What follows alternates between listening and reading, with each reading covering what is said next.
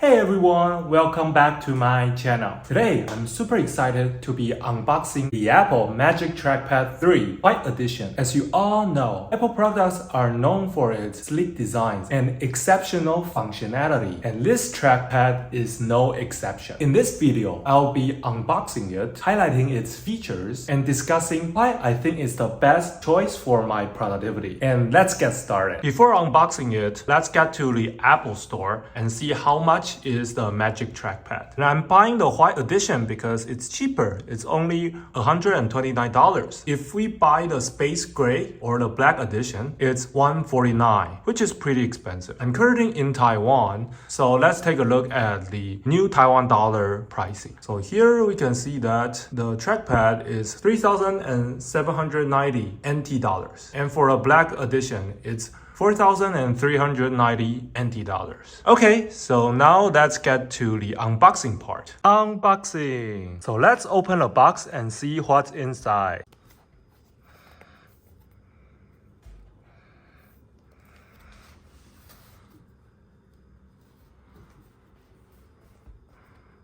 Magic Trackpad.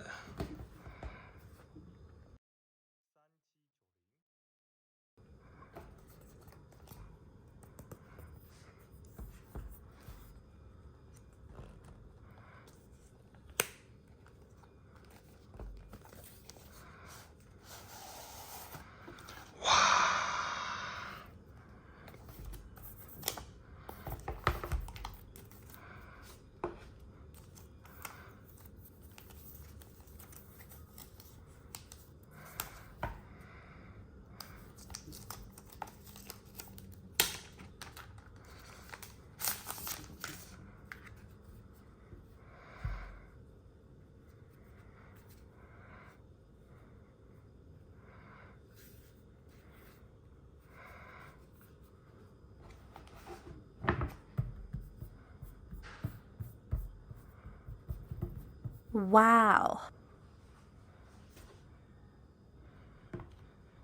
We have a trackpad, a braided charging cable, and some documentation. The first thing I noticed about the trackpad is how thin and elegant it looks. The trackpad is made out of glass, and the surface is pretty smooth, which feels pretty great. And the side is made out of aluminum. It's really thin and elegant. This touch surface is pretty large, which is like the MacBook Pro 16-inch. The large size is perfect for making multi-touch gestures, like touch it, scrolling, expose. You can use your full 5 fingers to control the Mac computer, which is really good. Next, we're going to talk about the features and advantages. One of the main advantages of using a trackpad instead of a mouse is the ability to use gestures in Mac OS. The Magic Trackpad 3 supports a variety of gestures, including vertical swiping and horizontal swiping, pinch and zoom, and tapping. These gestures allow you to navigate through your computer more efficiently and save you time. Let's do a little bit quick comparison. Here we have the Kensington Orbit trackball and the Apple Magic Mouse.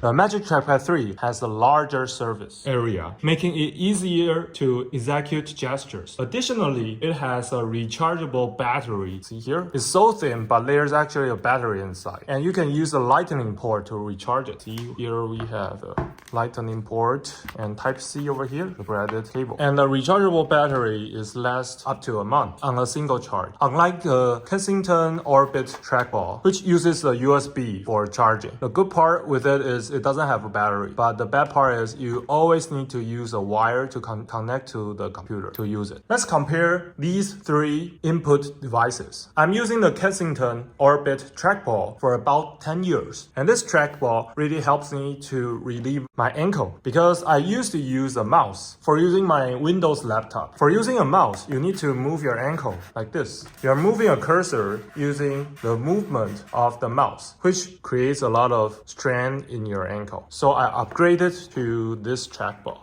So you can just move the trackball like this, left click, right click, like I just use it like this. I don't need to move my ankle. I can just scroll around and click And for scrolling, here's a scrolling wheel that I can page up and page down, and it can scroll pretty smoothly because here's a large surface for scrolling. However, there's a lot of gestures I cannot use. For example, like expo or 3-finger swiping or changing the window manager in Mac OS. So to use the full feature for Mac OS, you need the Magic Trackpad. You can just buy a laptop like the MacBook. I've been using the MacBook Pro 13-inch since 2013, and it's really nice. For the trackpad, you can use a large variety of gestures. However, for the 13-inch MacBook, the trackpad is a little bit small. Let me show you. This is my MacBook Pro 2013. It's a pretty old laptop. Okay, so you can see that here is the trackpad. It is pretty nice. It's a diving board design, so you can click over here and over here, but not over here. So we call it a diving board because here you cannot click and here you can click. And Apple upgraded to a trackpad with electrical motors inside. You can see that the size is pretty big because it's like the size for the 16-inch, the big laptop. And there's actually a motor inside this trackpad. Touch sensors make the entire glass surface active. Force sensors measure a wide range of pressure, from the lightest tap to the deepest press. The pressure you apply activates an electromagnet that responds with tactile feedback. So now instead of just seeing what's happening on the screen, you feel it too.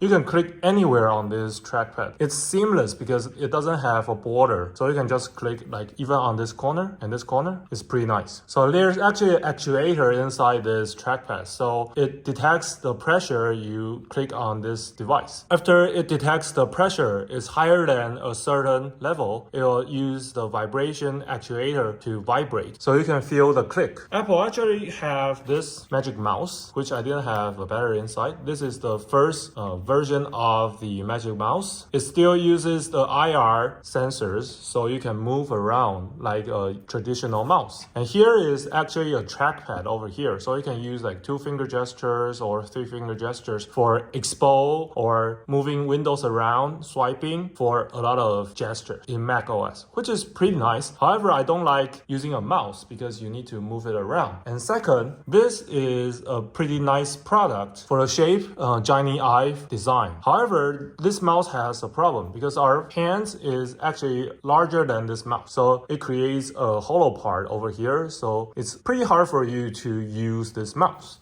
You need to use it with a certain gestures, for example, like this, and move it around like this. And your hands needs to hold it over here. There's a lot of space for using this mouse. There's actually a lot of hollow space. And I solved this issue by adding this kind of like handrest, and I stick it on the Apple Magic Mouse like this. So you can just like hold it and it feels soft, it feels pretty good, and move it around and click. However, I just don't like to use the Magic Mouse since it's a mouse. I need to move my ankle. And sometimes I use my computer for 16 hours a day, so my ankle hurts. So I switched to the trackball, and then now I use the Magic Trackpad, which is awesome. Productivity in video editing using Magic Trackpad 3. Now let's talk about how this trackpad can improve the productivity in video editing. If you are using CapCut to edit videos like me, you know that it can be time-consuming task. However, with the Magic Trackpad 3, you can execute a variety of gestures that will make editing much easier and faster. For example, you can use the pinch to zoom gesture to quickly zoom in on a clip and make precise cuts. You can use the swipe gestures to move quickly through your timeline, and you can use the tap gesture to select the clips and drag them around the timeline. All of these gestures can be executed seamlessly with Magic Trackpad 3, making video editing a breeze. Conclusion: overall, I'm really impressed with the Apple Magic Trackpad 3. It's beautifully designed, support a variety of gestures, and can greatly improve productivity, especially for tasks like video editing in CapCut or Final Cut Pro. If you are looking to upgrade your input device, I highly recommend giving the Magic Trackpad 3 a try. Thank you all for watching. If you enjoyed this video, please give it a thumbs up and subscribe to my channel for more tech-related content. See you in the next video.